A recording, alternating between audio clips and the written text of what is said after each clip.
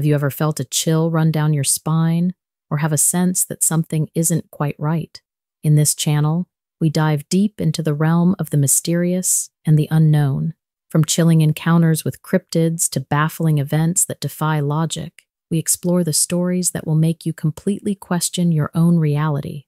So settle in, buckle up, and get yourself cozy, because the journey into the unknown begins now.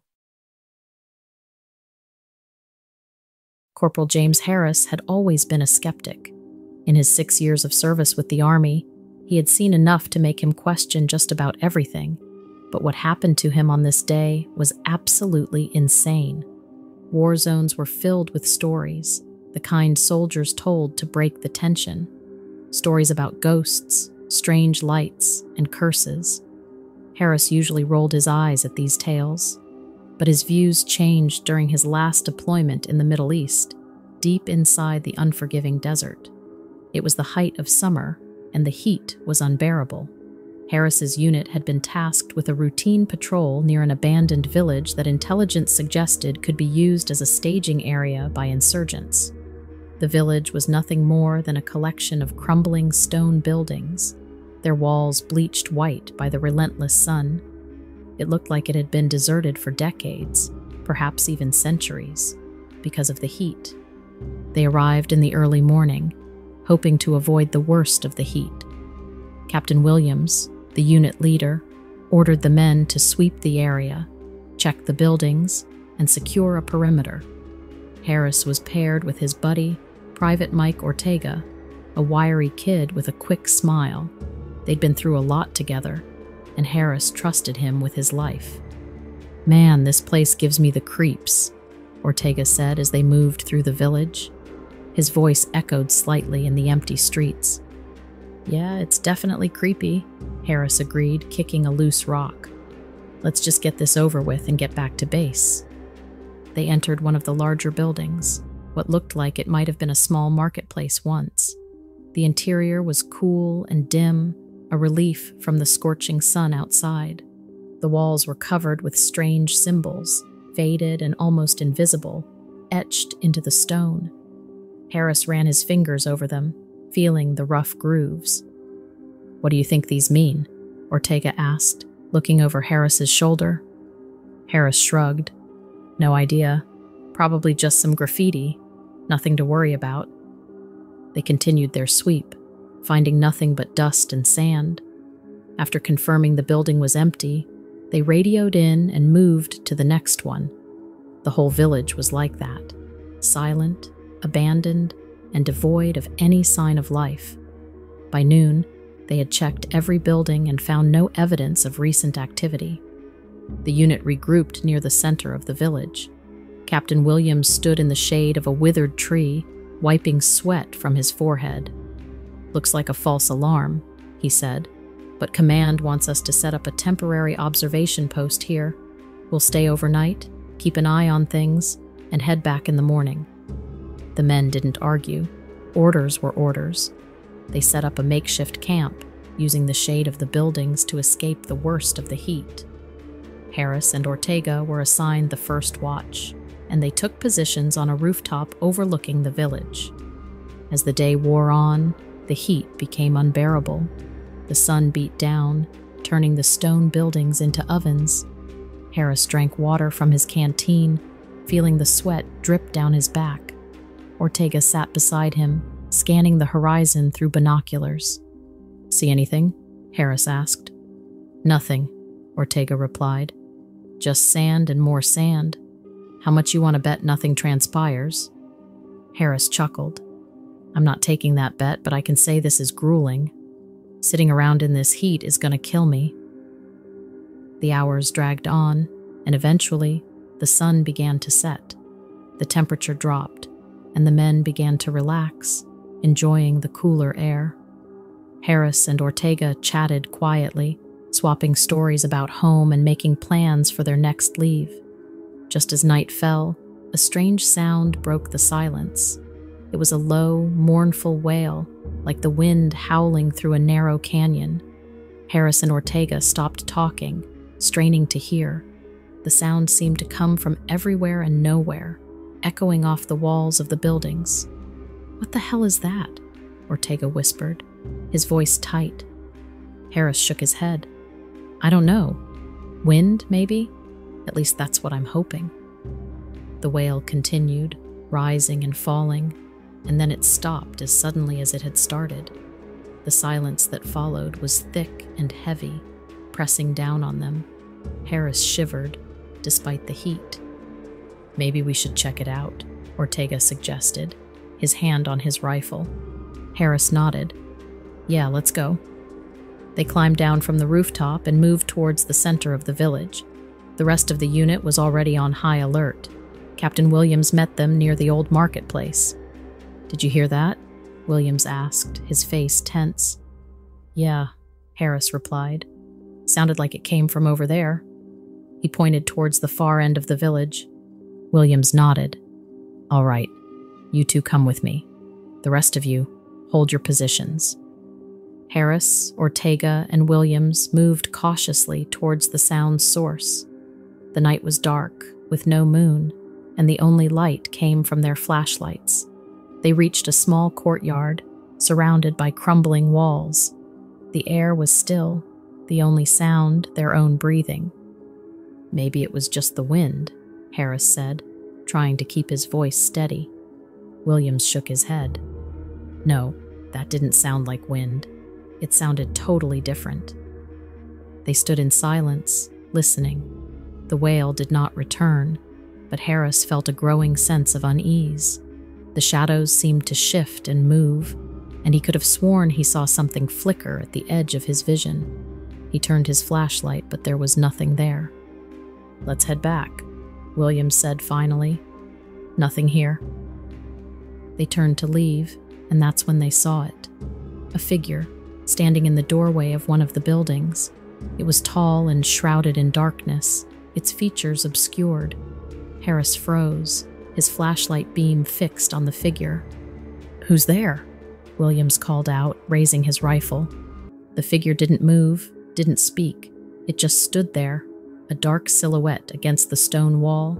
Harris felt his heart race, adrenaline flooding his system. He tightened his grip on his rifle. "Show yourself," Williams ordered, taking a step forward.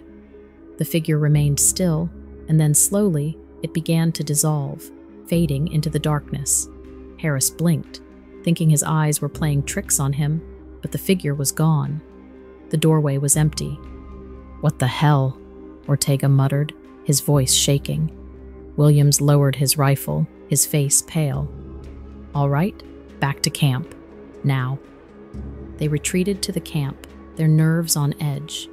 The rest of the unit could see something had happened, but Williams waved them off, telling them to stay alert.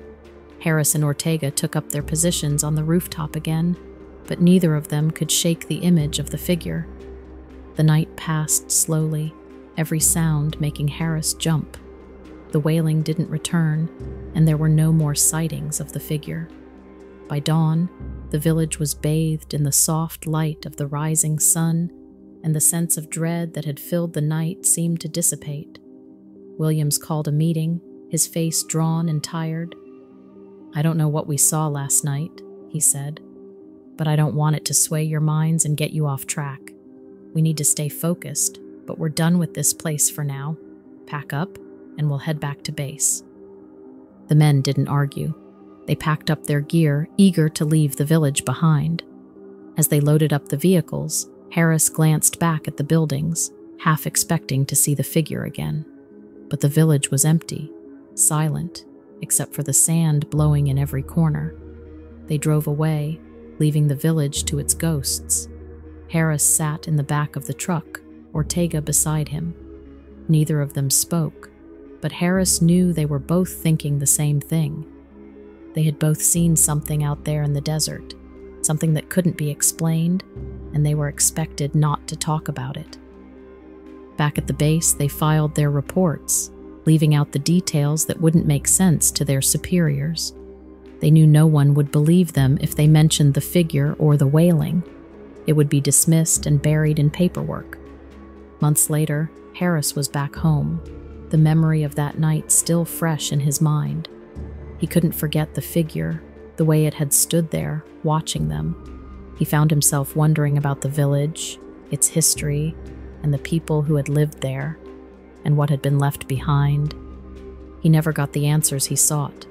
The desert kept its secrets, buried beneath the sand, and Harris, at first a skeptic, was left with a story he couldn't explain, a story that still haunts his dreams.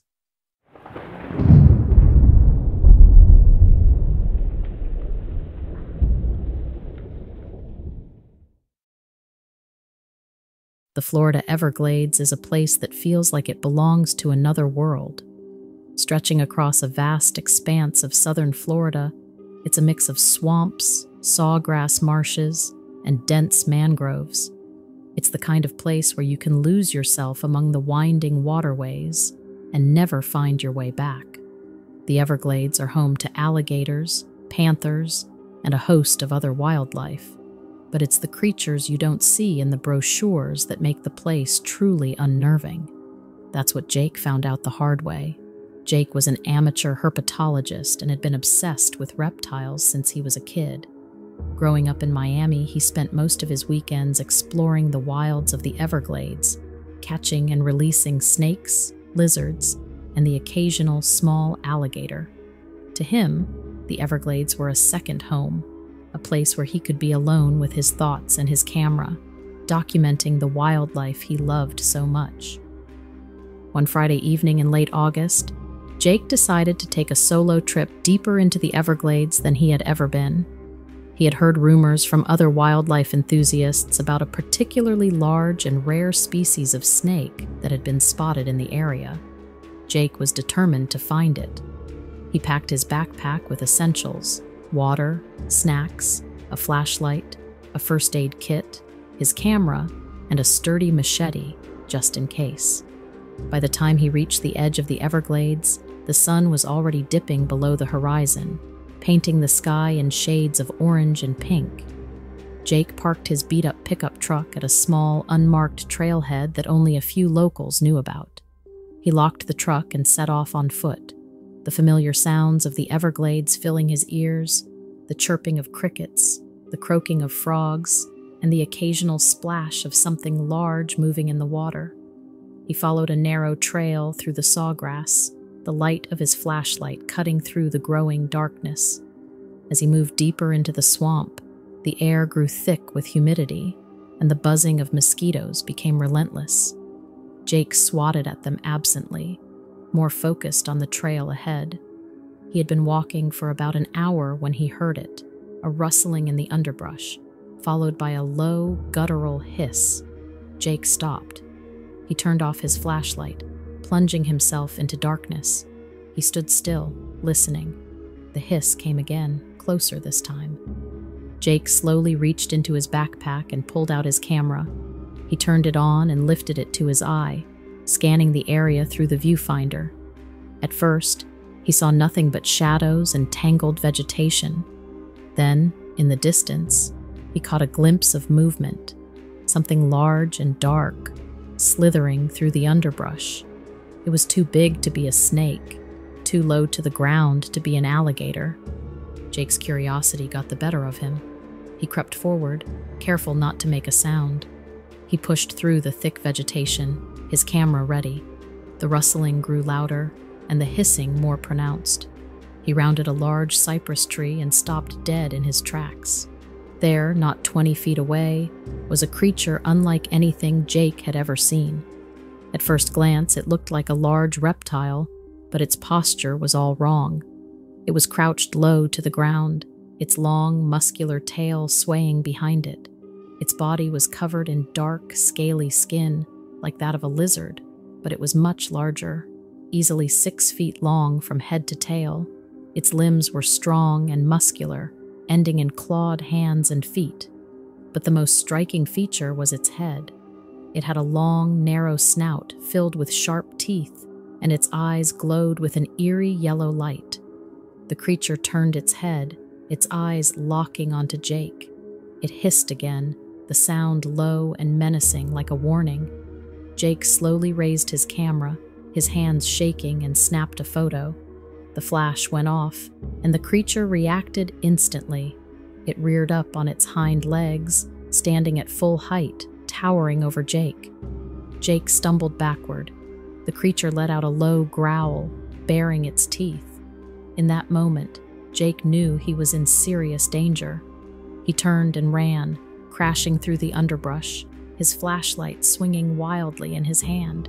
He could hear the creature behind him, moving with an unnatural speed and agility. The sound of its footsteps was like a rapid drumming on the swamp floor, growing closer with each passing second. Jake ran, trying to remember the way back to the trail. His breath came in ragged gasps, his legs burning with the effort. He could feel the creature gaining on him, its presence like a dark shadow pressing down on him. He glanced over his shoulder and saw it, its yellow eyes glowing in the darkness, its mouth open in a snarl. Jake's foot caught on a root, and he went down hard, the impact knocking the wind out of him. He scrambled to his feet, his hands and knees scraped and bleeding. The creature was almost on him now, its breath hot and rancid. Desperate Jake swung his flashlight at it, the beam catching the creature in the eyes. It recoiled, hissing in pain. Jake took the opportunity to run, his legs pumping as fast as they could. He burst out of the underbrush and onto the trail, the sight of his truck up ahead filling him with hope. He could still hear the creature behind him, but it was slowing down, its hisses fading into the distance. Jake reached his truck, yanked the door open, and dove inside. He slammed the door shut and locked it, his hands shaking so badly he could barely get the key into the ignition. The engine roared to life, and Jake floored the gas pedal, his tires spinning in the mud before finding traction. He sped down the dirt road, not daring to look back. He drove for miles, replaying the encounter over and over. He didn't slow down until he reached the outskirts of Miami, the lights of the city a welcome sight. Back at his apartment, Jake locked the door behind him and collapsed onto the couch. His hands were still shaking. He reached into his backpack and pulled out his camera, his fingers fumbling with the buttons. He scrolled through the photos, and there it was, the image of the creature, its yellow eyes glowing in the darkness, its mouth open in a snarl. Jake knew he should show the photo to someone, report what he had seen, but he also knew how it would sound. People would think he was trying to pull off some kind of elaborate hoax. He saved the photo to his computer, then deleted it from his camera. He wasn't ready to deal with it. For weeks after the encounter, Jake couldn't get past what had happened. Every time he closed his eyes, he saw the creature's yellow eyes, heard its hissing in the darkness. He avoided the Everglades, not able to get his mind relaxed enough to go back. He knew the creature was still out there, lurking in the swamp, waiting, and Jake had no intention of ever going back to find it.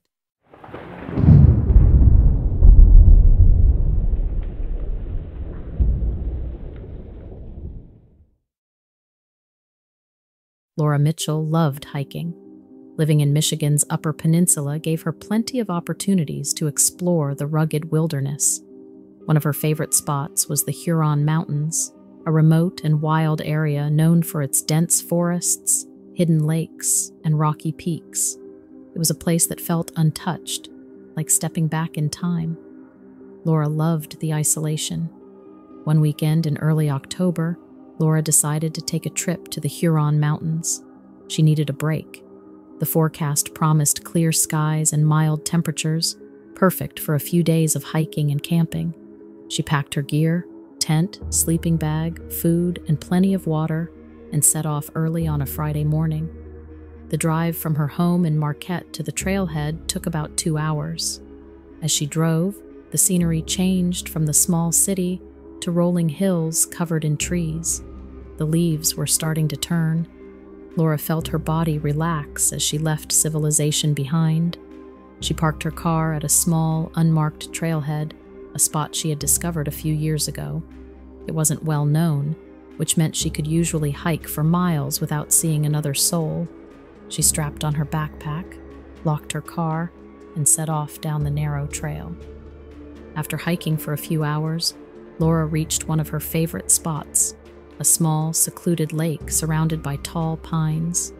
The water was clear and still, reflecting the blue sky and the trees like a mirror. She set up her tent on a flat patch of ground near the shore, then gathered some wood for a campfire. Once everything was ready, she sat down by the fire, watching the sun set. As the sun set, the temperature dropped, and Laura pulled on a sweater.